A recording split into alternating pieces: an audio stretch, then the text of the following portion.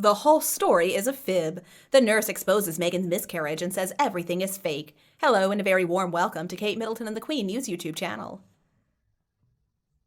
Today, a nurse who wishes to stay anonymous pointed out that Meghan staged either a miscarriage or the carrying of a tiny package, and she encouraged Harry to dig a grave with his bare hands. The nurse explains that first trimester spontaneous abortion is not uncommon. What is uncommon, though, is for the products of conception to be released to the family. She says there is a point within the second trimester when a spontaneous abortion actually becomes a stillbirth, and at that time the birth has to be registered and the body is released to an undertaker. The point in a pregnancy when an aborted fetus is deemed a stillbirth varies across jurisdictions. Alright, now I am not trying to sound callous, but an aborted fetus is classified as medical waste, and the law requires that it be disposed of in compliance with both the health department policy and also state law. So the whole story is made up. Now it's highly possible that Meghan had a spontaneous abortion but left the hospital with a little package and then they buried it? Yeah, I don't think so. And this nurse added, even if they were given the remains, who would dig a hole with their bare hands and bury it under a tree where any animal would smell it and eat it? You can't dig a deep hole with your hands. You would at least do the right thing for the remains of your child. Anyone who's ever done any gardening and removed a well-established shrub or tree knows that it's impossible to dig up the soil near the trunk with your bare hands and make any sort of hole. And it's not just that it's a difficult thing to do, it's actually not possible unless you use a pickaxe or something similar. But that's going to then break the roots and it's going to do damage to the tree. Now, in the next few months, I'm going to have to remove a big tree in my yard, and I'm probably going to have to begin by excavating the soil around it. I'll probably have to do that for at least 3 feet in all directions.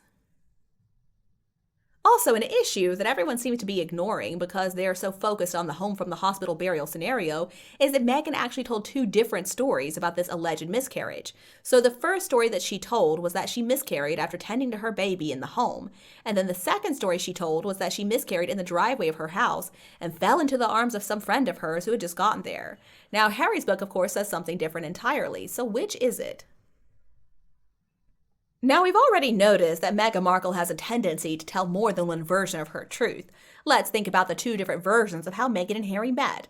So we heard from Meghan that she asked some friend of hers to find her somebody nice. And then we heard from Harry that he found her because a friend of his showed him some photo of Meghan with a rabbit or a puppy filter on her Instagram.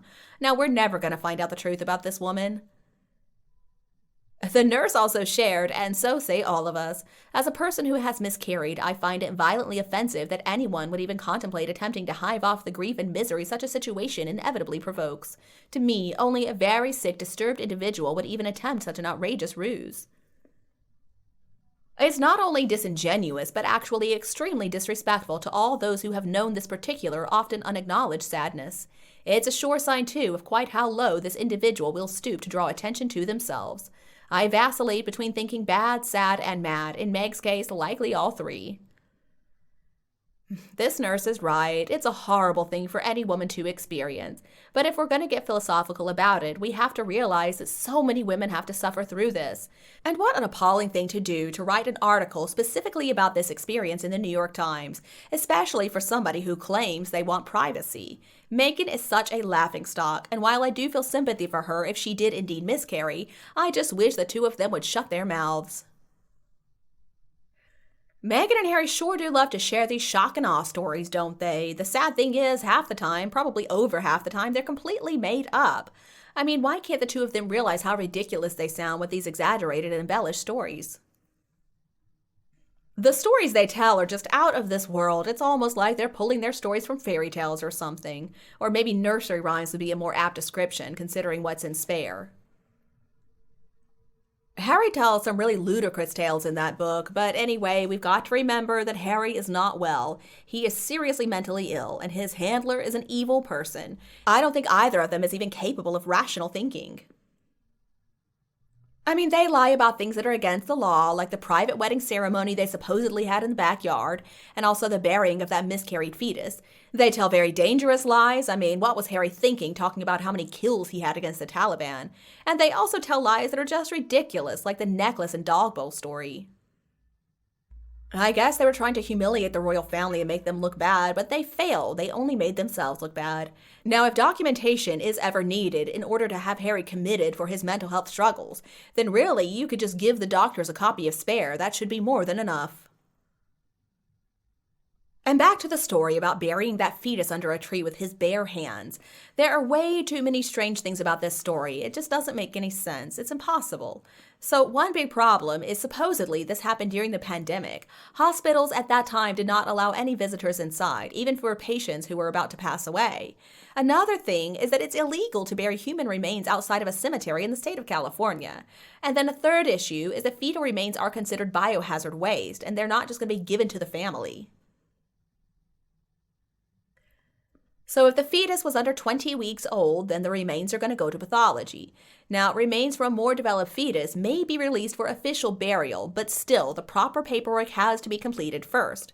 And if that's not enough, banyan trees are not even indigenous to California, and there are no banyan trees on Montecito property. So is Harry claiming they went to some kind of public secret park? And also, another thing, does anybody believe that Harry would really dig a grave with his bare hands? Come on now. And I agree with the nurse. I mean, what an offensive story to women who really had to suffer this horrible heartbreak. None of them were ever given the remains of their fetus to bury in the backyard the way this book implies. It just does not work that way. This is a ridiculous lie, but it's really typical of the two of them. See, what I think is that in fact, Meghan was never pregnant, and I don't believe she ever had a miscarriage the way they tell that story. It's just not possible or even legal that things really went down like that. But since Meghan had never been in an American hospital, I guess she didn't have any understanding of what things are really like. Now, considering how much the two of them love to overshare, it's very interesting that we never heard from Meghan about what it was like to be pregnant or give birth. And I think we all know that Meghan would love to give us every little detail to prove that she had the most remarkable pregnancy and birth experience. And then what about that story that Harry fell asleep while Meghan was taking a pregnancy test? I mean, what does that say about him? What kind of drugs was he on? I mean, the whole process takes less than 5 minutes. How in the world did he fall asleep? Was he really that messed up on something? It just adds to the evidence that Meghan, in fact, was never pregnant. So Harry tells the story that he just wakes up and, "Oh, look, honey, I'm pregnant."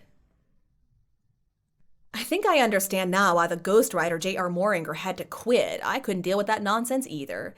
Now, if somebody has been a prize-winning author, would they want their name connected to this work of fiction? The other thing I'm curious about is what exactly is Harry smoking to make him think that anybody will believe this nonsense? It must be some pretty strong stuff. And you, what do you think about this story? Please tell me your opinion below in the comments section. If you think my video is useful, please remember to like and share it with anyone else who would enjoy it anytime you want. And don't forget to subscribe to Kate Middleton and the Queen News YouTube channel to get more updates in the future. Again, thank you so much for tuning in, goodbye, and we'll be back to see you tonight.